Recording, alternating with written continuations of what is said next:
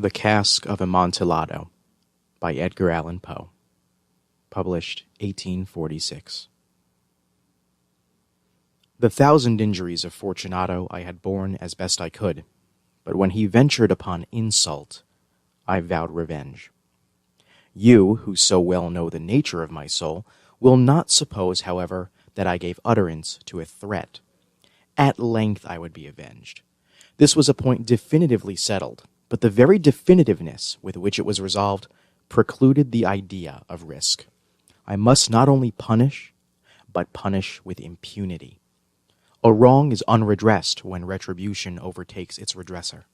It is equally unredressed when the avenger fails to make himself felt as such to him who has done the wrong. It must be understood that neither by word nor deed had I given Fortunato cause to doubt my goodwill.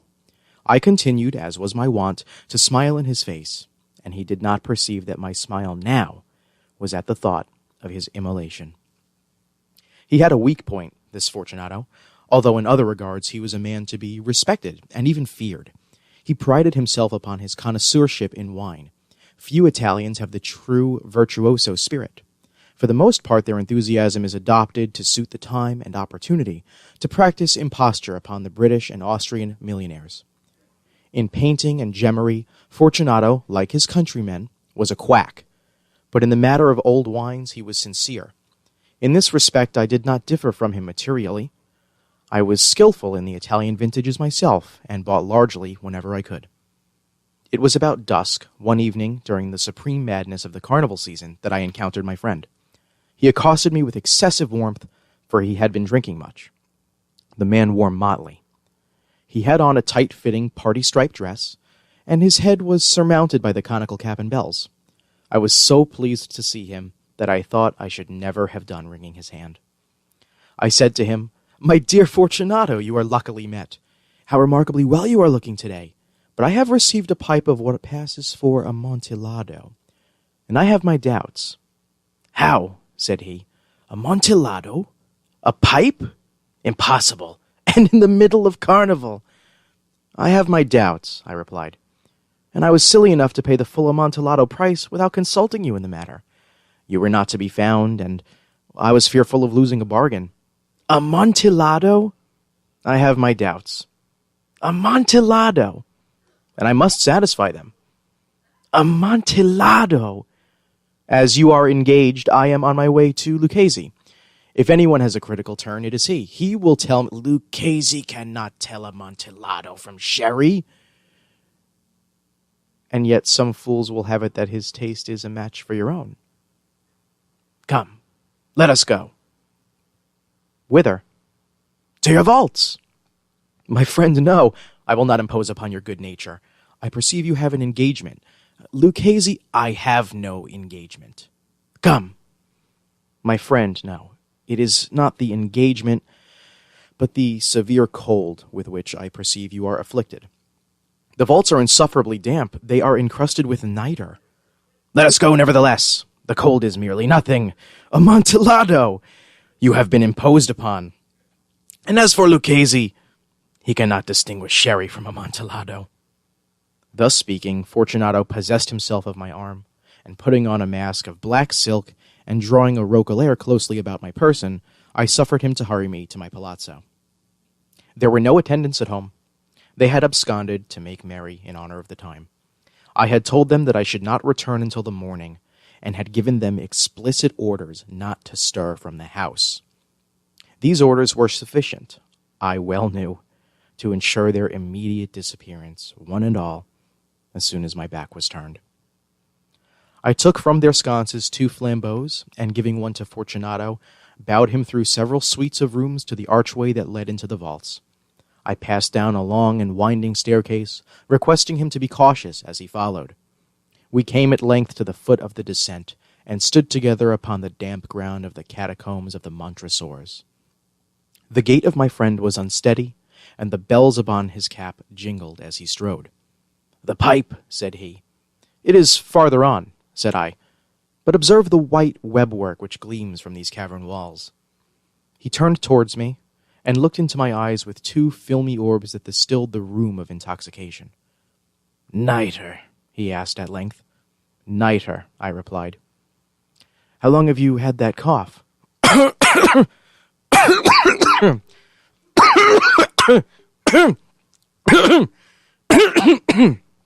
My poor friend found it impossible to reply for many minutes.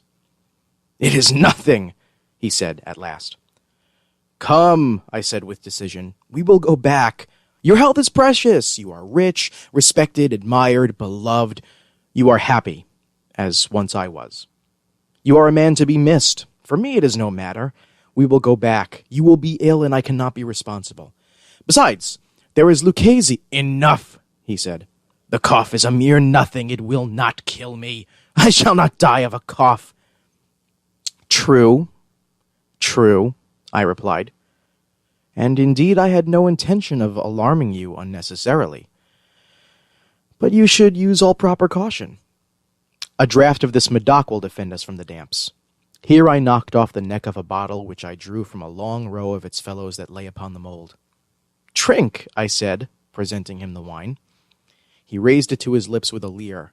He paused and nodded to me familiarly, while his bells jingled. I drink, he said, to the buried that repose around us. And I to your long life. He again took my arm, and we proceeded.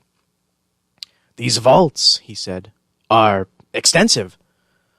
The Montresors, I replied, were a great and numerous family. I forget your arms. A huge human foot door in a field azure. The foot crushes a serpent rampant, whose fangs are embedded in the heel. And the motto? Nemo me impune lacessit. Good, he said. The wine sparkled in his eyes, and the bells jingled. My own fancy grew warm with the Medoc.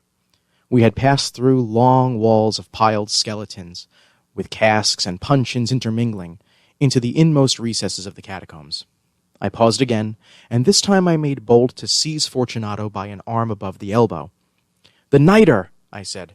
See, it increases. It hangs like moss upon the vaults. We are below the river's bed. The drops of moisture trickle among the bones. Come, we will go back ere it is too late. Your cough, it is nothing, he said. Let us go on. But first another draught of the Medoc. I broke and reached him a flagon of de Grave. He emptied it at a breath. His eyes flashed with a fierce light. He laughed and threw the bottle upwards with a gesticulation I did not understand. I looked at him in surprise. He repeated the movement, a grotesque one. You do not comprehend, he said. Not I replied. Then you are not of the Brotherhood. How? You are not of the Masons. Yes, I said. Yes. You? Impossible. A Mason? A Mason, I replied. A sign, he said. A sign. It is this, I answered, producing from beneath the folds of my roquelaire a trowel. You jest, he exclaimed, recoiling a few paces. But let us proceed to the Amontillado. Be it so, I said, replacing the tool beneath the cloak and again offering him my arm. He leaned upon it heavily. We continued our route in search of the Amontillado. We passed through a range of low arches, descended, passed on, and, descending again, arrived at a deep crypt, in which the foulness of the air caused our flambeaux rather to glow than flame. At the most remote end of the crypt there appeared another less spacious. Its walls had been lined with human remains, piled to the vault overhead in the fashion of the great catacombs of Paris. 3 sides of this interior crypt were still ornamented in this manner. From the 4th side the bones had been thrown down, and lay promiscuously upon the earth, forming at one point a mound of some size. Within the wall thus exposed by the displacing of the bones, we perceived a still interior crypt or recess, in depth about 4 feet, in width 3, in height 6 or 7. It seemed to have been constructed for no especial use within itself, but formed merely the interval between 2 of the colossal supports of the roof of the catacombs, and was backed by one of their circumscribing walls of solid granite. It was in vain that Fortunato, uplifting his dull torch, endeavored to pry into the depths of this recess. Its termination the feeble light did not enable us to see. Proceed, I said. Herein is the Amontillado. As for Lucchese, he is an ignoramus, interrupted my friend, as he stepped unsteadily forward, while I followed immediately at his heels. In an instant he had reached the extremity of the niche, and finding his progress arrested by the rock, stood stupidly bewildered. A moment more, and I had fettered him to the granite. In its surface were 2 iron staples, distant from each other about 2 feet horizontally. From one of these depended a short chain, from the other a padlock. Throwing the links about his waist, it was but the work of a few seconds to secure it. He was too much astounded to resist. Withdrawing the key, I stepped back from the recess. "Pass your hand," I said, "over the wall. You cannot help feeling the nitre. Indeed, it is very damp.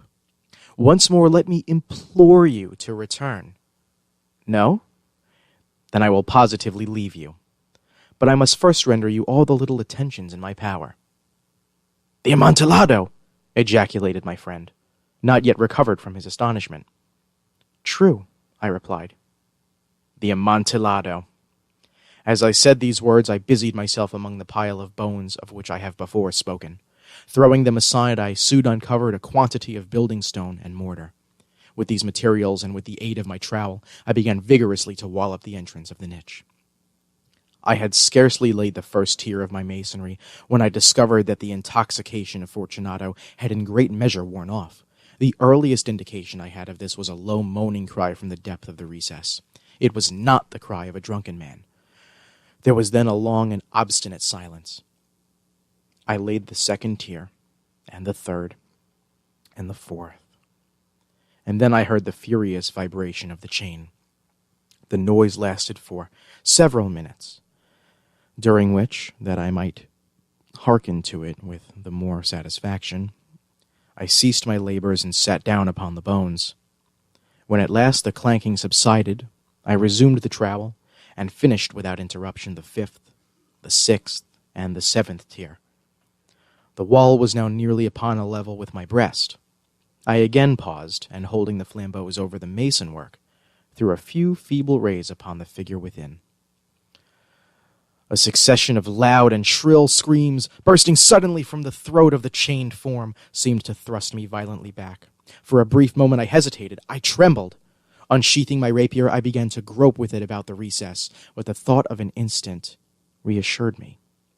I placed my hand upon the solid fabric of the catacombs and felt satisfied. I approached the wall. I replied to the yells of him who clamored. I re-echoed. I aided. I surpassed them in volume and in strength. I did this, and the clamorer grew still. It was now midnight, and my task was drawing to a close. I had completed the 8th, the 9th, and the 10th tier. I had finished a portion of the last and the 11th. There remained but a single stone to be fitted and plastered in. I struggled with its weight. I placed it partially in its destined position. But now there came from out the niche a low laugh that erected the hairs upon my head. It was succeeded by a sad voice, which I had difficulty in recognizing as that of the noble Fortunato. The voice said, "A very good joke indeed, an excellent jest. We will have many a rich laugh about it at the palazzo, over our wine." "The Amontillado," I said. "Yes, the Amontillado. But is it not getting late? Will not they be awaiting us at the palazzo, the Lady Fortunato and the rest? Let us be gone." "Yes," I said. "Let us be gone."